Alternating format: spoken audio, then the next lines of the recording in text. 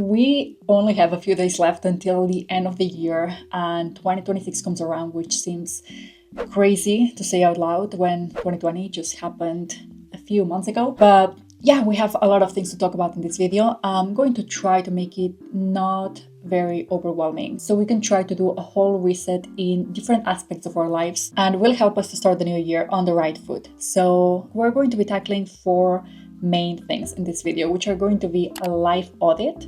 This is a very important step, so I would suggest not to skip it. A physical cleaning and decluttering, a digital cleanup, and finally our goals for 2026. So yeah, without further ado, let's get started. I think it's very important to start with a life audit before doing anything else. And this is why I suggested not to skip this step. This is actually quite a fun exercise to be able to really get in touch and visualize and get aligned with the future that you really want. This is something that ideally you'll want to do at least once a year, because you never know if your goals will remain the same. And every once in a while, you want to reflect on where you are in life right now and where you want to go from here, just to make sure that you don't end up heading in the wrong direction, which is something that I know a little bit about, unfortunately. But if you just make sure to revisit this idea that you want for where you want to go and which kind of person you want to become, then it will become much easier and clearer to make sure that your daily actions and the life around you and your environment reflects that life and that person, or at least gets you closer to that future and that version of yourself that you want to become. So this is what we're going to do in this step. And we're going to be starting by answering this question. What do I want my life to look like in the future? Every single one of us will have a different answer. And I want you to just take a little piece of paper or your journal or just like a random notebook. It doesn't have to be anything fancy. And just write anything that comes to mind. You're allowed to think big here, even things that might seem like impossible to achieve right now. Just envision, what is it that you want in your life, or what is it that you want your life to look like in general in the future, years down the line. Don't just think about material things, but also like, how do you want to feel in the future? Like, how do you envision your environment, the people around you? Who are you as a person? What kind of things do you want to achieve or have achieved? Just think about every single area of your life. Anything that comes to mind at all, just write it down. Again, it doesn't have to be clean, it doesn't have to be perfect. It can be a little bit messy because we're going to be reorganizing everything in the next step. Then we're going to take every single thing that we wrote and we're going to categorize them into categories. This can be like health, relationships, home, friendships, career, finances. Just think about any category that can describe or put together one or a couple or a few of the things that you wrote in the previous step. And if you're like me and you're more of a visual person, you can also go on Pinterest and create like a little Pinterest board and look at pictures that really speak to you for some reason. Like, for example, when I did this step for my own life audit, I started looking up like very general things about the things that I had written. And sure, there were some things that represented that idea, but they said nothing to me. And then I remember this specific instance where I saw a picture of like a business class seat in a plane. And I had never thought about, this being a goal of mine. But for some reason, I saw that picture and I was like, you know what? At some point in my life, I would just like to be able to fly first class or business class, just to be able to live that experience. And this wasn't something that I had thought about before. So going on Pinterest or creating a vision board even can really help to bring out more ideas that you haven't thought about before. And finally, we need to get honest with ourselves and rate each category from 1 to 10 based on how we're doing in this very moment in our lives. It's not as much about how far we are from achieving these things, but more about how on track we are with our goals, our habits, and our routines. Like, how on track are we from achieving a 10 in this specific category with the way that we're living our lives right now. And you may find that the number for some of these categories is low, but that's completely okay, because we're going to be using this as a basis and start working from here to get us closer to our goals and dreams. And so now that we're more or less clear on the direction that we want to head towards, we want to assess the following questions. What am I doing well that's moving me closer to that future? What am I doing that's pulling me further away from it? And lastly, what habits or actions would I need to implement to help me get closer? The more specific you can be in answering these questions, the better. Once we've done our life audit, we should have a better idea of how our life is looking in comparison to where we want to be. And again, if it's your first time doing something like this, it's completely normal to feel like unaligned or discouraged here because your life may be completely different right now, but that's totally okay because honestly the next step is just starting to better ourselves and having all of this in mind so we can actually start creating the path that's going to lead us there. The next area we're going to tackle is our physical decluttering. And I'd like to start it by looking around and asking a very simple question. Does the environment that I'm in right now support the future that I want? Even if we said yes in some areas but no in others, we're going to declutter our physical space in a way that aligns with the future that we envisioned in the life audit. And this isn't about getting rid of everything and becoming ultra minimalist. We're just going to remove the things that sort of bring our energy down so we have more space for things that will lift us up. We're going to start with clothes and personal items. And I think this is where it becomes very obvious if your present life matches your future life. We want to open our wardrobes and ask, do I feel like the future version of me when I wear this? Does this match the lifestyle I'm trying to build? Do I actually reach for this, or have I been avoiding it for years? We want to be honest here. If you're unsure, you can just use Marie Kondo's method of does this spark joy and create 3 piles or boxes. One to donate, another to sell, and another to throw away. Through this process, we'll basically be releasing an old version of ourselves that we've probably already outgrown. And we can also do this process with books, decor, or miscellaneous items that we have around the house and have just become visual noise in some way. Now we're moving on to drawers, paperwork, and admin. And I think this is the one we all avoid the most. And by all, I mean me. We don't want to look at the state of my drawers in this house, but we're gonna have to. So here's what we're going to do. We're going to empty our drawers one at a time. And this is important.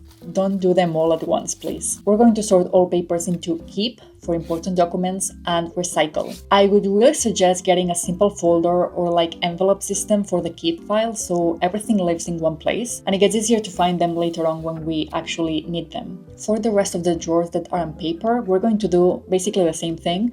Empty one at a time, keep the items that feel aligned with our future life, and donate or sell the rest. If you're unsure about a particular item, you can put it in a separate box and reassess again when you do another reset, maybe 6 months or a year down the line, but ideally you don't want to put a lot of things here. Really think about whether you need something or not to reduce the clutter in your house. Next, we're going to do a kitchen and bathroom cleanup and restock. You basically want to take a look at both your kitchen and bathroom and throw away any expired products that you have around the place. You're not going to want to put anything that's expired in your body or your skin, so please just throw them away. And while you do this, you can perhaps create a list on your phone in the Notes app about things that you want to restock or buy again. And then we want to do the same thing we did in the previous step and empty one drawer or cupboard at a time, wipe the surface for a clean base, and put things back or throw them away. Honestly, done intentionally with some like music in the background or listening to a podcast, this shouldn't take too long, or at least you can make it a bit more fun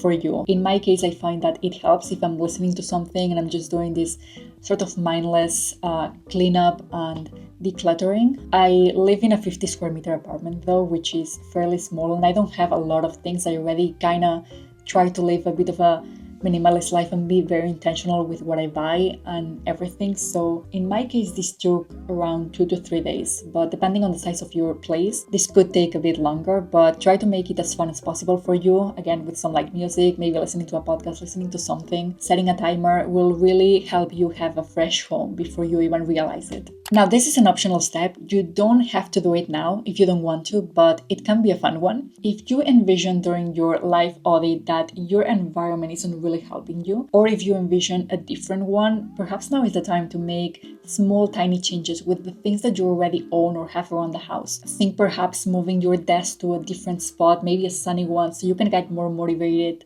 to like work and study, creating a cozy reading corner or clearing out some space for you to do your workouts. Perhaps you want to reorganize your deco and your shelves to be able to help out with your daily motivation and your habits. Just think any positive change that you would like to add to your space and reorganize everything so it better supports this vision. And finally, once we're done with the harder steps, this is one of my favorite things to do, which is keeping a note on our phone called Things My Home Needs. And fill it out as we declutter our space. This is not a shopping list right now, so don't worry if you don't have the budget for it, but we want to write down anything that we found that would help our life feel smoother and we would like to invest in the future, perhaps during the next year, instead of impulse buying things that we don't really need and are just going to clutter our space again. It's just really handy to have this as you declutter because you can then make it into a goal perhaps for next year to buy something specific that you actually need to support the life that you want to end up having, and that will bring you more joy than just buying something random, honestly. So now that our physical space feels a little lighter, it's time to tackle the second monster that quietly drains our energy every single day: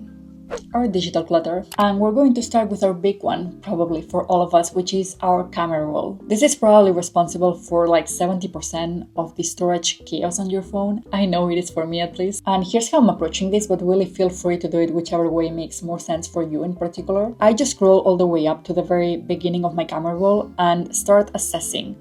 Do I want to keep this? If yes, is it something I actually want to keep in my phone, or can I store it somewhere else? The majority of times I'm not going to want to keep a photo on my phone, so I'll just airdrop everything I want to keep to my laptop. I'll create a folder for the year these photos are from, and then another folder within it with a name to know what this folder contains. I personally use external hard drives and also pay for Google Drive to store my most important documents and pictures, because it's been a couple of times now that I've had really scary scares where I felt like I was going to lose everything I had in a hard drive because it started failing me, and I really don't want to go through that again. So I started paying for 2 terabytes of Google Drive very recently. They had an offer for like €250 for a couple of months, and then it's going up to $9.99. But I think, at least for a little while, it's a cost that's worth it for me, because I cannot tell you the peace of mind that it gave me as soon as I started pouring things into that Google Drive folder, and I knew they were safe there if my hard drive ever failed me again. So yeah, this is something to consider as well. If you don't want to, you can just buy a couple of hard drives. I have copies in each of them, but to be honest, I prefer to just pay and forget about it and avoid any scares in the future. If there's any duplicates in my camera roll, or screenshots or random photos I know I'm not going to care about in the future, I just delete them and make space that way. And you don't have to finish this in a single day, depending on how much storage you actually have in your photos. I think it's 12k pictures and videos in it, so I know it's going to take a while. Just take a little bit of time each day, ideally perhaps an hour or two, so you can really start clearing everything out and start the year with at least some storage and a fresher camera roll. Your phone should help you and be a positive tool for you, not distract you. So let's make it intentional again. Let's delete any apps we haven't used in the last 2 to 3 months, ideally, because we probably don't need them. And if you'd like, you can move any remaining apps into simple, intentional folders like work, finance, health, social. I personally don't use folders because I keep everything in my app library, and I just make sure to keep my first screen clean with only the essentials that support my daily goals, really.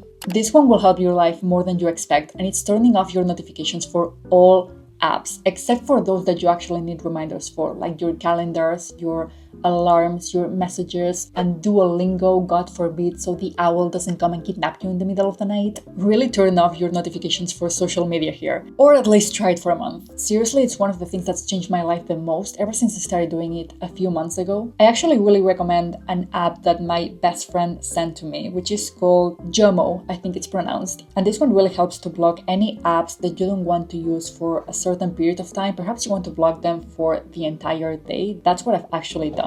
And you can also set a screen time goal, and in their homepage you can actually find your stats for the day, like how much screen time you have left, depending on your goal, how many pickups you've had from your phone, which really humbles you, to be honest, how many notifications you've received, and which are the apps that you've used the most throughout the day. It's honestly quite helpful just to bring you some awareness about how you're spending your time on your phone, and whether it's time well spent, depending on the app, or if you're really throwing it away.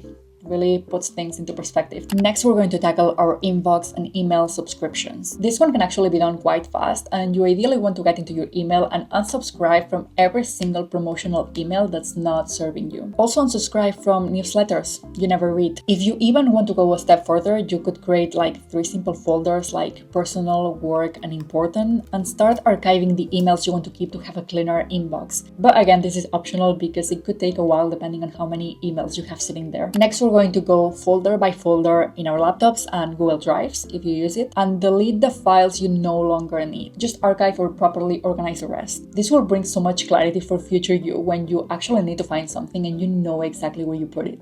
You know exactly in which folder it is. If you're going to continue using social media in the future, which I assume you will, your feed should feel like a place that supports you and at least makes you feel somewhat good. So go through your following and unfollow people you negatively compare yourself to, people who drain your energy, even if it's someone you know, accounts that don't align with the life that you're building, and creators you don't resonate with anymore. Something that I like to remind myself in various areas of my life, but this also applies to my digital space, is that I control who's in it. I control what I want to see and what or who gets to be a part of it. Like, I don't have to see people that don't make me feel good. If I don't want to, I can just unfollow them. It's fine. It's your digital space. You get to create it. You get to choose what you want to appear in it. So just remind yourself that. Get rid of anything or anyone that doesn't make you feel good. Ideally, you want to follow people who inspire you, accounts that educate you in what you're interested in, and creators whose lifestyle matches that in which you're moving toward. And as we did with our physical declutter, this is an optional step. As you go through each of these steps, you can keep a list on your phone or your notes app in which to write daily habits or actions that you would like to implement this upcoming year. Perhaps you've realized that it would be really good to do like a monthly cleanup in your camera roll, or not going into social media in the morning, which is actually something I've been doing for a while and it's just worked really great for my mental health.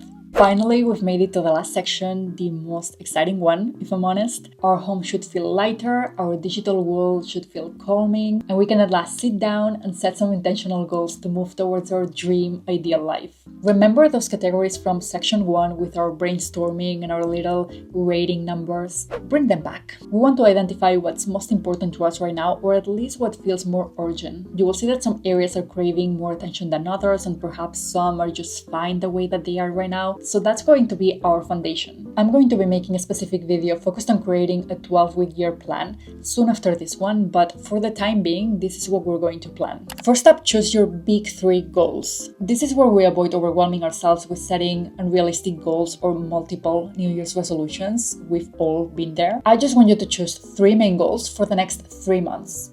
Just 3 things that you could realistically do for the first 3 months of the year. These things should be meaningful, realistic, but also slightly challenging and aligned with the future that you want. For example, I may want to build consistent habits to improve my physical and mental health.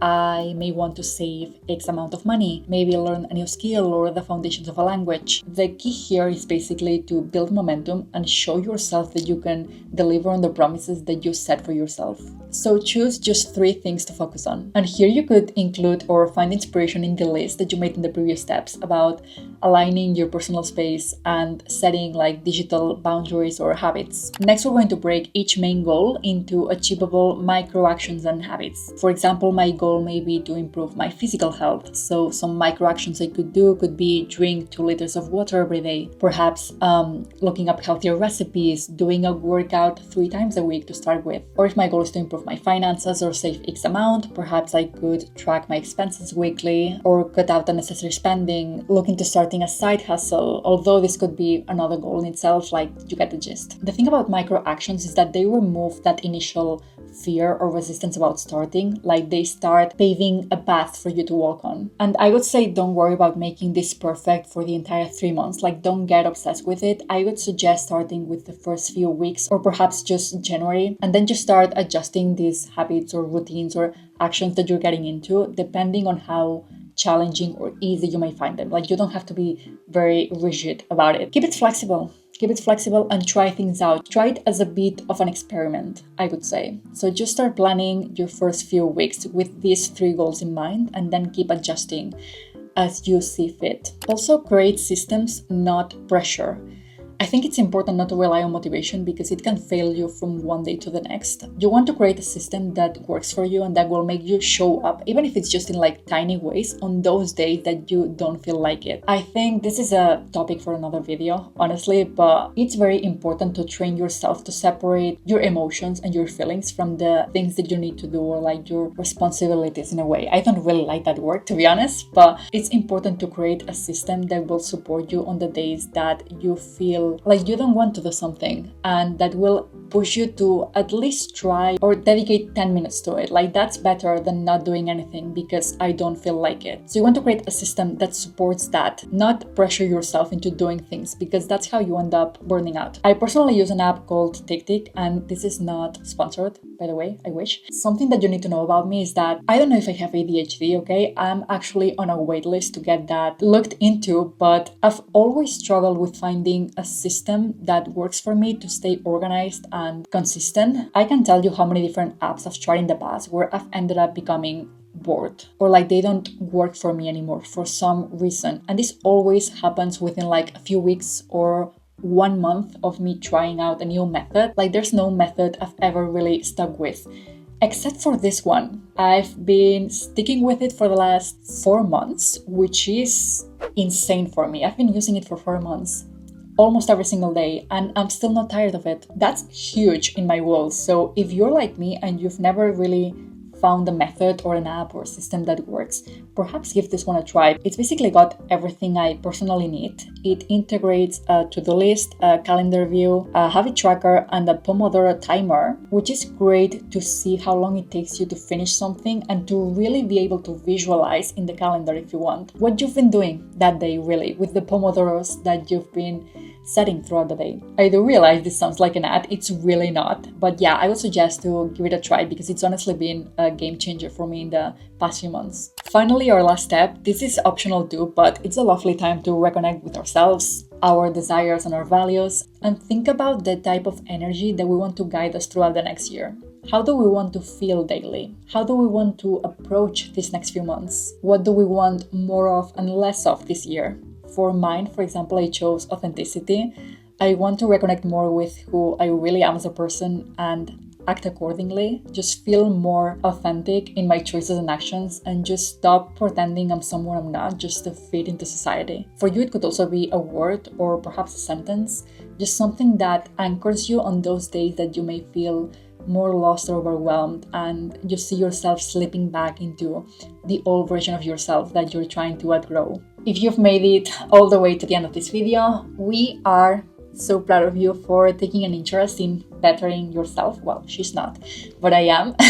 Now it's time to take the action we've discussed and get to work so we can leave our old selves behind and just start the year with refreshed energy and clarity about what our destination is. And let me just do a little bit of self-promo here. If you're planning on doing your goals digitally this year, I've got a 2026 digital planner I designed myself, along with more planners and journals that I'll leave in the description if you'd like to check it out. And if you're interested in videos about planning, self-growth, learning, lifestyle, productivity, feel free to subscribe and join our little community. So let me know in the comments what your word or intention of the year is so we can cheer each other up.